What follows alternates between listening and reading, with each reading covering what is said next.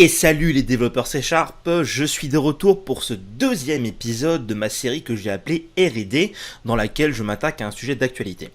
Alors, il y a eu certes un petit temps entre le premier épisode et le second, pour la simple et bonne raison que, j'ai pris des vacances, oui je sais c'est mal de prendre des vacances, mais l'idée, du coup, c'est que je vais partir sur un sujet que j'ai déjà exploré la première fois, qui est Visual Studio 2022, mais cette fois on va s'attaquer à la preview 2.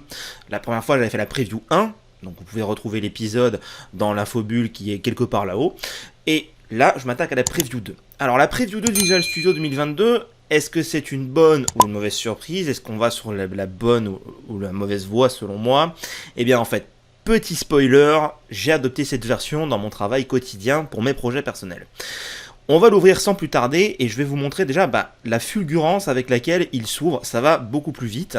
Je ne sais pas si c'est lié au principe, au fait de passer en 64 bits ou qu'il y a eu du polissage derrière, mais en tout cas, chez moi, VS 2022 va beaucoup plus vite que VS 2019 et je ne pense pas que ce soit uniquement une histoire de RAM. Je pense qu'il y a eu des améliorations sous-jacentes, parce que forcément, dans ces versions-là, on n'a pas tout le changelog qu'il y a eu derrière et tout le travail, on a pas mal de nouveautés. On ira sur le changelog plus tard, mais en tout cas, voilà la bête.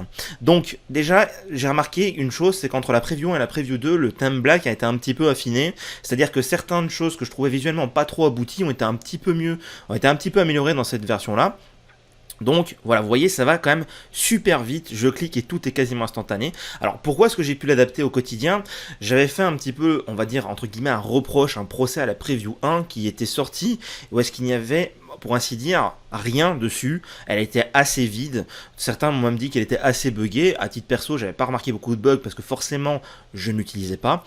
Là, sur cette preview 2, j'ai eu l'occasion de la tester, donc je vais vous faire mon retour. Mais surtout, ce que j'ai pu remarquer, c'est que les principales extensions que j'utilise ont déjà été portées. Alors, je vais vous expliquer rapidement ce qui s'est passé. Depuis Visual Studio, depuis le début jusqu'à la version de 2019, on était en 32 bits. Ce qui veut dire que les extensions qui étaient travaillées sur Visual Studio 2015, 2017, 2019, ainsi de suite, et même avant surtout, étaient facilement portables sur la nouvelle version.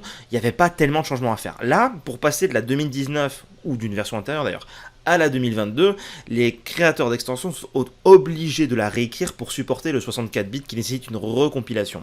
En tout cas, c'est ce que j'en ai compris parce que je n'ai pas moi-même d'extension que j'ai écrite. Donc ce qui s'est passé, c'est qu'il y a eu un retard, un espèce de petite... on va dire une espèce d'inertie au lancement qui fait qu'il manquait pas mal d'extensions. Mais depuis la preview 2, qui a quand même suscité pas mal d'engouement quand VS 2022 est sorti avec son 64 bits et la preview 1, il y a eu beaucoup de personnes qui ont mis la main à la pâte. Et pour le coup, j'ai retrouvé les extensions qui me servent dans mon travail quotidien. Par exemple, ici en bas, j'ai pu installer Ncrunch parce que la personne qui s'occupe de Ncrunch a décidé d'attaquer directement VS 2022. C'est plutôt rare, il ne fait d'ailleurs presque jamais ça. J'ai l'impression pour tout le temps dans toutes les communications qu'il a eu avant, il s'est toujours dit j'attends d'avoir une version stable avant de sortir ma version d'Ncrunch. Et là, pour VS 2022, il a décidé de s'attaquer à la preview. Moi, ça me va bien, ça permet de le tester. Donc j'ai Ncrunch qui est là. Alors pour ceux qui ne connaissent pas Ncrunch, c'est un outil qui fait tourner les tests unitaires, enfin tout du moins tous les tests automatisés de façon automatique, et qui vous indique en temps réel pendant que vous codez si vos tests passent ou échouent, et il vous donne également des marqueurs de couverture. C'est un outil très pratique pour ceux qui développent avec le pilotage par les tests ou qui développent avec des tests tout du moins. Au niveau des extensions, j'ai pu installer celles que j'utilise majoritairement. Alors on va pas se cacher, il en manque toujours, mais en tout cas, on voit qu'il y en a quand même beaucoup plus et que ça a été beaucoup plus fourni, donc il y a eu pas mal de choses qui ont été rajoutées. On va retrouver les extensions dont j'avais besoin, qui faisaient partie, on va dire, de mon minimum vital. Donc si on va faire un tour dans celles qui sont installées, on va retrouver celles que j'utilise quasiment au quotidien, à savoir par exemple Roslinator. Je ne peux pas m'en passer de celui-là. Je vous suggère de l'utiliser si vous avez vous-même, si vous faites du dev C#, parce que la majorité d'entre vous font. Ça vous ajoute des analyzers, des refactoring et des fixes pour le code C# qui vont vous faire soit de gagner en stabilité, soit en performance. Enfin bref, c'est vachement intéressant. Ensuite, on a le EF Core Power Tools, que j'utilise pour éviter la ligne de commande qui est un peu plus intégrée à VS 2019, à VS tout court d'ailleurs, pas 2019, et le XUnit Code Snippets qui me permettent de générer les signatures de méthodes de test. Donc ça, on va dire, c'est le minimum syndical, en sachant que EF Core Power Tool, j'aurais pu m'en passer, mais voilà. Et donc le fameux Ncrunch qui, sans lui, je ne peux pas travailler parce que Live Unit Testing des Visual Studio est à des années en arrière de ce que Ncrunch peut faire. Alors, il m'en manque. on va être clair, il m'en manque pas mal. En fait, il me manque surtout la suite Web Essentials de Matt Christensen qu'il a développé, qui rajoute pas mal de plugins, enfin pas mal d'extensions pour tout ce qui est développement web. Par exemple, les extensions Emmet, le bundler et Minifier, la compression des images et tout ça. C'est des petits plus assez sympas. Alors aujourd'hui, ce que je fais, c'est que je me passe d'Emmet. Ça nuit beaucoup à ma productivité, mais en attendant, je peux quand même écrire du code HTML. Et pour tout ce qui est bundle et minify, j'utilise soit Gulp, soit je passe par VS 2019 encore. Donc on voit que ça progresse, qu'il y a pas mal d'extensions qui arrivent, il en manque, mais c'est pas encore au point. Alors par contre, au niveau de l'utilisation que j'en ai, qui est du coup un peu plus quotidienne, eh bien, j'ai remarqué que malheureusement, VS 2022, effectivement, comme certains me l'avaient remonté, souffre de quelques bugs. C'est-à-dire, par exemple, je vais ouvrir un projet, ici. Alors, on va pas faire comme ça. On va faire un projet récent. On va ouvrir mon projet de ma plateforme de learning. Et en fait, le problème que j'ai remarqué est surtout lié à l'écriture HTML de web. Parce que bon, je fais majoritairement du web. Donc, ce que je vais faire, c'est que je vais prendre, par exemple, ici, rapidement, une vue. Donc, on va prendre... alors on va mettre tout ça, hop. On va prendre par exemple une vue ici classique sur laquelle j'étais en train de travailler. Donc là j'ai du HTML tout à fait classique. Et en fait, moi ce que j'ai remarqué qui me gêne un petit peu, on va dire au quotidien par rapport à ça, c'est quand j'ai pas Emmet, donc je ne peux pas utiliser les raccourcis Emmet. Alors ceux que ça intéresse, je vous conseille de vous tourner vers VS Code pour voir comment fonctionne Emmet et de chercher un peu sur le net. C'est vraiment ultra productif, c'est pas de base dans VS 2022. Il faut pour ça l'extension Web Essentials qui contient les snippets Emmet. Donc malheureusement, encore un peu en attente de ça. Mais par exemple ici, si je décide d'ouvrir une div, eh bien, en fait, je me souviens qu'avant, j'avais automatiquement le tag fermant qui était ajouté. Quand je faisais entrée ou même tab, ici je ne l'ai pas. Et alors, ce qui est encore plus gênant, c'est par exemple le class, quand je fais égal, avant j'avais les accolades, j'étais directement au milieu les guillemets, j'étais directement au milieu des guillemets, et ici je trouve en fait que toute cette dynamique est un peu plus lente. Par exemple ici je vais faire une classe Bootstrap MB2, par exemple, on voit là typiquement que l'IntelliSense qui va me chercher dans les fichiers CSS, c'est un peu plus à la ramasse, et voilà. Donc il y a un peu plus d'inertie en fait, un peu plus de lenteur à l'écriture. Bon là ici j'ai fermé le chevron, donc ça m'a mis la syntaxe fermante, la balise fermante, pardon. Mais j'ai remarqué que avec VS 2019, alors je sais pas si c'est dû à l'éditeur de code ou à l'extension Web Essentials que j'ai installé, mais ici c'est un peu plus long pour écrire du HTML, malheureusement. Donc on n'est pas encore sur de l'optimal. Sur l'idée en tant que telle, par rapport à ce que moi j'utilise au quotidien, il n'y a pas de changement flagrant, si ce n'est que que j'ai quand même globalement plus de performance, il ne faut pas se le cacher. Ça va plus vite globalement.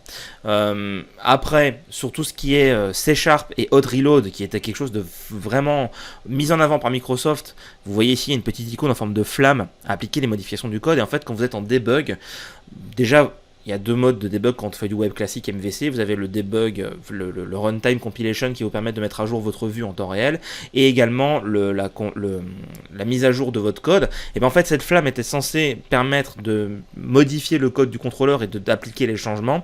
Mais moi, j'ai pas réussi à le faire marcher. À chaque fois, il m'a dit il faut arrêter et recompiler. Bon, du coup, je suis encore un peu en attente là-dessus. J'ai pas eu plus de retours à vous annoncer là-dessus. Pareil. Quand on modifie du code des composants Blazor, alors moi ici je suis dans un cas un peu particulier, j'ai des composants Blazor dans un site ASP.NET MVC, donc j'ai pas un site Blazor classique, mais quand je modifie un composant Blazor, je suis obligé de relancer le process, relancer la compilation pour voir mes changements. J'ai pas encore ce hot reload qui arrive. Alors c'est en travail, ils sont en cours, donc je ne jette pas la pierre. Ici il faut noter également une chose, je suis en .NET 5 parce que c'est quelque chose qui est en production et je ne vais pas passer encore sur la version preview de .NET 6. Une version preview de .NET 6 que j'ai également testé et qui fera l'objet d'une autre vidéo R&D bien sûr. Donc sur le fonctionnement, on va dire au global de VS 2022, j'en suis globalement satisfait. Il y a encore des choses à améliorer. Il est plus performant et surtout plus dynamique, et c'est pour ça que j'en ai fait mon utilisation quotidienne par rapport à mes projets aujourd'hui, parce que j'ai pas besoin de plus encore ou de choses qu'il y avait avant 2019 qui me forcent à revenir. Si ce n'est que des fois des petits sauts de puce pour 2-3 petites choses comme j'ai dit tout à l'heure. Globalement, la version est utilisable pour mes projets, assez satisfaisante. c'est encore une preview, donc je suis assez tolérant sur les petits bugs et les petits soucis un petit peu, on va dire, au quotidien. Mais bien sûr, le jour où ce sera une version finale, ça ne passera pas. Je ferai des remontées par le biais de l'outil ici des commentaires.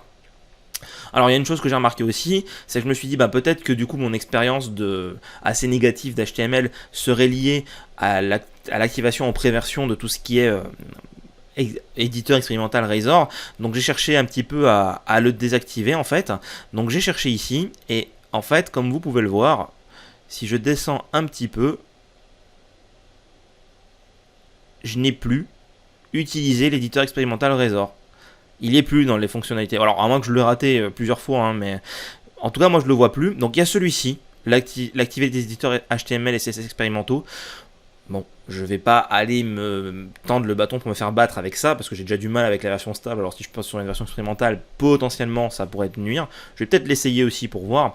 Mais en tout cas, on va remarquer que la partie Razor, Blazor, entre guillemets, est considérée comme acquise dans cette version de VS 2022, ou alors c'est pas visible et c'est un bug parce qu'il n'est pas affiché, ou alors je suis passé à côté X fois parce que ça a été renommé. Mais en tout cas, ici, je ne peux plus dire je veux utiliser la version expérimentale du serveur Razor, ce qui veut dire que les équipes de Microsoft ont jugé assez stable cet outil pour l'intégrer nativement. Bon, après, sur mon code Blazor ici qui est là, j'ai pas eu de changement quelconque. Alors il y a un truc qui est vraiment super, mais qui est peut-être pas lié à VS 2022, c'est quand vous avez une balise @code dans un composant Blazor, si vous mettez dessus, vous avez maintenant extraire le bloc vers le code behind. Ça, c'est vraiment cool pour ceux qui font du Blazor. Ça fait gagner un temps fou, ça vous génère automatiquement le fichier razor.cs et ça vous met la classe dedans. Alors là, ça le fait en mode partial et pas en mode classe héritée, donc il y a les deux modes. Je vous renvoie vers ma vidéo YouTube qui en parle. Ici, c'est la méthode partielle. Du coup, par essence, je l'ai adopté, même si c'est pas forcément ce que je préfère, mais c'est parce que c'est tellement pratique que je cherche même pas à combattre là-dessus et je fais extraire vers du code behind. Assez sympa. Donc en définitive, en résumé, mon expérience de cette version Preview 2 de VS 2022, c'est devenu ma stack de travail principale. Donc sur mon nouveau laptop qui va arriver fin de cette semaine, je vais installer cette version-là uniquement et pas la version 2019 parce que j'ai assez d'outils pour travailler que avec VS 2022. C'est peut-être un risque, peut-être que je reviendrai un moment à installer VS 2019 parce qu'il y a un truc que j'ai pas le choix, que j'ai pas encore exploré aujourd'hui, mais là dans l'état actuel, pour moi c'est suffisant. Deuxième partie de cette vidéo, je voulais rapidement vous montrer le changelog. Donc je suis allé sur la partie changelog et comme on voit, la version Preview 2 est beaucoup plus fournie que la version 1. La Preview 1, pardon, parce que la Preview 1 c'était majoritairement on l'a mis en 64 bits. La Preview 2, il y a pas mal de nouveautés. On a tout ce qui est lié au debugging et au diagnostic. Alors ça, j'en avais déjà fait un cours de formation sur le debug avec VS 2019. Je suis en train d'écrire un livre sur les performances, le profiling et les performances des applications .NET. Donc je pense que je vais faire le bouquin et mon cours, un nouveau cours avec VS 2022 qui va parler du debug, diagnostic et profiling parce qu'il y a quand même des choses qui sont exceptionnellement bien dedans. Sur la partie productivité.net, pour le coup, j'ai pas encore eu l'occasion d'avoir affaire à tout ce qu'ils ont rajouté. Sur la partie ASP.NET Core Editor, on a ça là, à mon avis, qui doit jouer pour pas mal dans mon expérience d'amélioration des performances que je vous avais dit au début. Forcément, on voit ici que la façon dont ils en parlent, c'est inclus que c'est la nouvelle version. Le hot reload, pas pu vraiment profiter parce qu'ils en parlent également ici. J'ai pas eu la possibilité de le tester, ça n'a jamais marché. J'ai pas fait de Xamarin ni WPF, donc le live preview, je l'ai pas encore utilisé. Sur la partie interface utilisateur, on voit que les icônes ont été mises à jour et refresh. Avant c'était une option, maintenant c'est par défaut. Donc voilà, ça c'est fait. Et bien sûr, quelques petites corrections qui ont été faites. Donc après vous avez tout le détail de tout ce qui a été fait. Donc vous voyez, c'est pas mal. Donc notez l'URL, je vais vous la mettre sous la vidéo si vous voulez y accéder pour voir justement tous ces petits détails, toutes ces petites choses en détail. Moi je trouve que c'est plutôt pas mal. On est sur une version qui commence à être vraiment intéressante à utiliser. La preuve, j'en ai fait ma version quotidienne. Donc moi je vous invite à l'utiliser et pour moi on est sur la bonne voie de ce que VS 2022 doit être ou devenir par rapport à ce qu'on a vu. Donc j'attends avec impatience forcément la preview 3 et la version finale. Je vais estimer au doigt mouillé que la version finale devra arriver avec .NET 6 en novembre. Donc je pense que dans l'été ou à la rentrée on aura une preview 3 qui va arriver avec la version RC de .NET 6. Encore une fois, je ne suis pas devin, je ne fais pas partie des équipes Microsoft, je ne suis même pas MVP, donc je n'ai pas ces infos, ce ne sont que des suppositions. En tout cas, je vous invite à si vous ne faites pas comme moi, que vous n'êtes pas un extrémiste, un fou furieux, d'en faire votre version quotidienne, de la tester en side-by-side avec votre version 2019. Et je trouve ici qu'on a un milestone satisfaisant et utilisable, vous l'aurez compris. Donc pour moi, c'est un bon point et on continue avec VS 2022 au quotidien. Voilà, donc cette vidéo R&D est terminée. Si ça vous a plu, n'hésitez pas à exploser les pouces bleus. N'hésitez pas à partager votre avis en commentaire aussi, si vous êtes d'accord, pas d'accord avec mon analyse, ou si vous souhaitez parler d'un point ou d'un autre que vous pensez important, que j'aurais oublié, ou même que je serais totalement passé à côté. C'est toujours agréable d'avoir des feedbacks là-dessus. Moi, je vous dis à bientôt pour une prochaine vidéo R&D. D'ici là, restez connectés, il y a plein de nouveautés qui arrivent. Ciao!